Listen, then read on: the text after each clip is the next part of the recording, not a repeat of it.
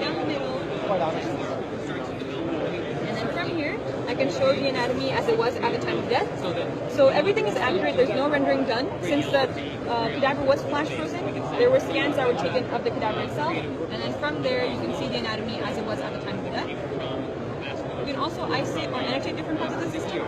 So in this case, I can start by removing the skin, removing the skeletal system, and other structures until I'm left with the gastrointestinal system. From here, I can get a better view by just zooming in. And I can also get a posterior view by just giving it a little spin. And in this case, I can start removing different structures and getting the annotation of any structure I remove. And I have this undo button where I can bring everything back up. This is amazing. And in this case, you can also have concurrent views of, let's say, the muscular system and skeletal system, and also start removing different areas to see regional anatomy and other types of anatomy as well at the same time. If you don't want to look at the anatomy as a whole, you can also see regional anatomy. So in this case, I have the female head and neck. To mimic something that you'd find in surgery, you can also do natural cuts.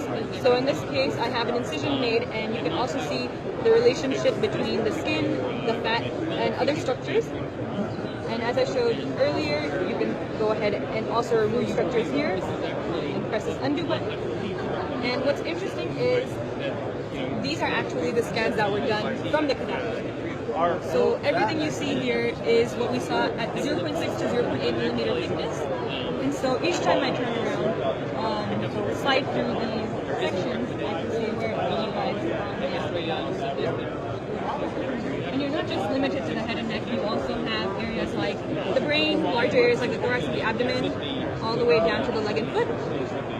And what's most interesting to me is you can load in your own patient's CT or MRI scans, and from there you can get a 3D model of what you're seeing.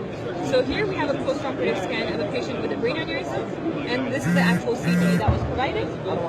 You can go ahead and slide through the CT and see exactly where the clips were placed as well. So if I go down here, it'll show where it is.